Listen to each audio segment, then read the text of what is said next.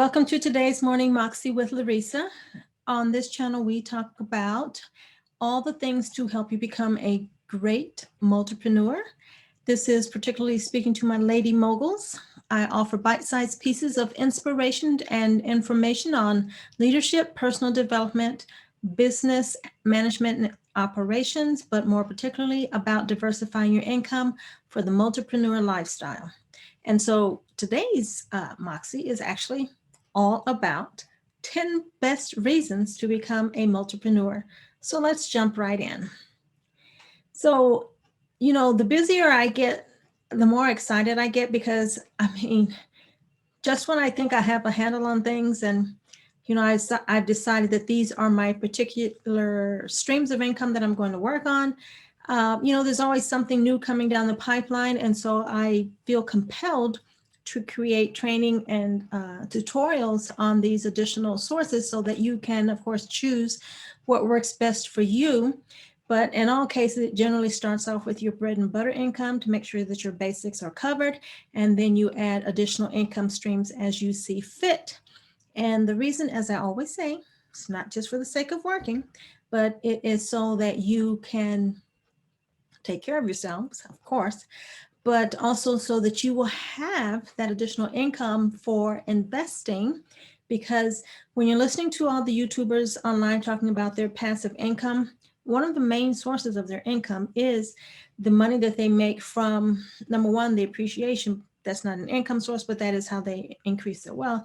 But it is also they count the dividends that they earn from their investing. So I want to make sure that you have the funds available to invest. And typically the investing will be done with what they call discretionary income. And it's at your discretion after you have paid all your bills. Bills first. I don't want you to get in trouble. I want you to be happy with your multipreneur lifestyle. So again, 10 best reasons to become a multipreneur. So I want you to grab a pencil and write these down. And because it's 10, I'm going to have to read some of them. So, the first one is, depending on what, your day-to-day is like, obviously, one good reason to start is if you just want to start a new enterprise. Now, that could be based on many things, but typically I always recommend that people start a business based on their skills, knowledge, and abilities, and because that's the easiest way to launch. Again, always in quotation marks, but when you start with what you know, that is the best way to get going. So whether you are starting a new enterprise altogether, number one, or number two, if you just need to supplement your current or your regular income, life, living, whatever you want to call it, is not getting any cheaper, right? And sometimes we need a little bump here and there, or we definitely want to make sure that we can take care of those unexpected expenses. I was just about to tell way too much information, but things happen. Like I refinanced my house. What year is this? Last year. Yeah, last year. And they miscounted on my impound account, the money that they hold back for property taxes and insurance. And they're like, oh, well, then we're going to have to raise your monthly mortgage by $600 a month. And I'm like, no, that's your mistake. So anyway, we were very unhappy about that. But again, things happen, right? So make sure that you have some additional income to cover those little boo-boos, which luckily I did, because I was able to pay them in a lump sum rather than have my mortgage payment go up, because that was not going to be attractive. I was just going to be irritated every month I wrote that check, right? So anyhow, but depending on what you do as your day-to-day 9 to 5, maybe you just want to change your bread and butter income altogether. So as I've already said, bread and butter income is what you use to cover your daily bills. So maybe it's time for a change. Maybe you want to follow a different career path altogether. I put what do you say? You put your shoulder to the wheel, or, put your nose to the grindstone. That sounds very painful. And by the time I looked up, I realized that people around me, I grew up in an era where, you stay at a job and you work at a job, I guess, until you retire. And that's no longer the case. Certainly not for the younger set, if you will. They're moving every 2 to 3 years, if they stay that long. Some of them move, every year, which I wouldn't want all that movement, but, some people do that. But I would say that if I was going to do it over, I would not stay as long as I have in the jobs that I've had. I would move more frequently because when I pick a job, I'm looking at, can I learn something and can I make a contribution? Those are probably the two key reasons that I would take a job. I mean, the pay, yes, obviously, but I mean, I don't want to move just for the sake of movement. You can always make a lateral movement, but if you're not going to learn anything or be able to contribute anything, I don't know what's the point. That was almost like a rant. But anyway, so making changing your career path, that's number 4. You could be bored, unchallenged, or find that there's a lack of opportunity, or there's no promotion, there's nothing new at your current opportunity, excuse me, your current work site. So again, that might be another reason to become a multipreneur. And these three, or if you will, I would say, are kind of lumped together in that things that you want to, this is your, say, your day job, and you are ready for one of these three types of changes or want to change for one of these three reasons. I normally suggest that you do a little moonlighting, you get things going on the side first so that you are not left without. And if you have a deep cushion that you can go for years, they always say 3 to 6 months, maybe 12 months of living expenses if you're going to start a new business. But for bootstrappers,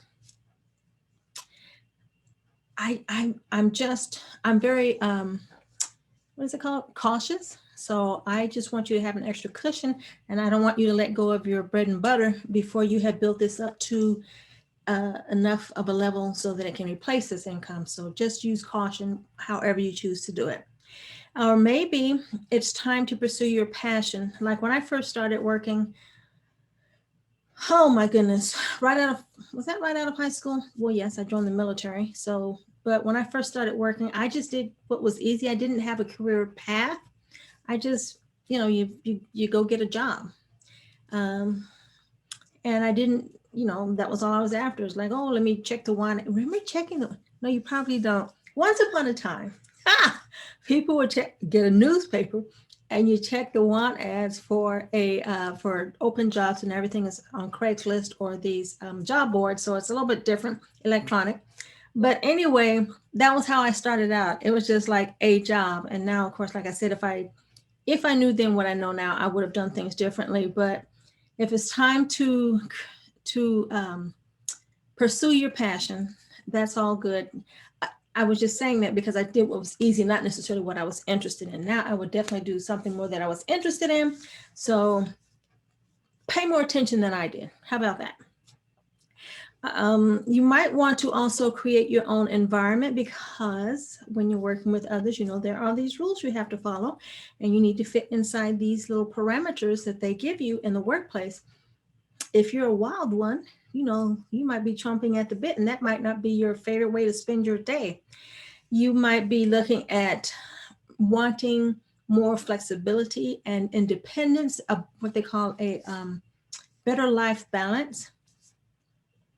So if you have that option, I mean, you have to look at your family's lifestyle. And if you're by yourself, of course, go do what you got to do. But if you have others that are depending on you, or others' opinions that matter, then obviously there are some conversations that you need to have. But that could be a really good reason if you need to change your environment. It is hard working inside someone else's box, isn't it? I learned, not necessarily early, but I did learn after I had been at it for a while, that I do not play well with others. I have I'm very logical, and I'm a good problem solver. And when others are not logical or otherwise not working to solve a problem, that might be a little bit of friction, right? So we would like to carve out our own box sometimes, right? And so that is definitely a good reason to, again, become a multipreneur, so that you have that flexibility to make those changes, especially when your outside income replaces your bread and butter income, exceeds. Because when you're over here working for someone else, there may be benefits and other expenses that you don't necessarily think about. You want to be able to cover those too. It's not just dollar for dollar. It's what else are they paying for that is not necessarily showing up on your check stub. But one of the biggest ones, and I just cannot harp upon this enough, as I may have mentioned 1 or 12 times, is that these are precarious economic times. Pandemic, I think we might be clawing our way out of it, so I don't want to harp on that too much. But what if there's another pandemic? We don't ever want to think about that. But what that did show us is that we cannot depend on someone else to take care of us. So between things that happen on a global level, if you will, the technology is changing, the where the country is changing. So people, their needs, what they buy, where they spend their money, um, what is it called? The demographics are changing. So there are so many outside forces that are really impacting um, how we earn a living. So that should have been the first reason, right? But I wanted to put it down here as number 9 so that you would remember it as we get to number 10. So precarious economic times is just a huge reason that you should be diversifying your income as a multipreneur.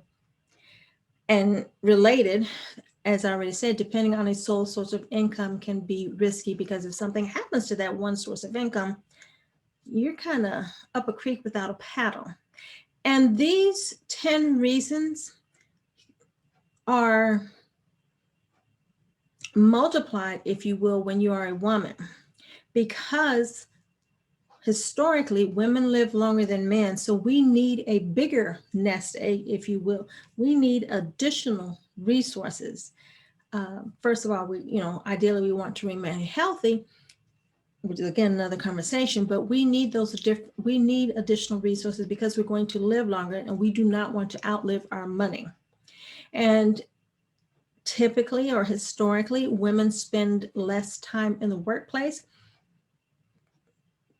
Generally, that is because of what's it called? Taking care of a family member, whether you've had a baby, multiple babies, or the sandwich generation. You're taking care of older parents as well as your children, or maybe you or were married, and so you were relying on, say, your spouse to provide for you. And if something happens to his income, there you are. So when you're not in the workplace, there are other things that happen. They call that the mom penalty, among other things. But even when we're in the workplace, women historically earn less than men. That still chaps my heart every time I have to say that.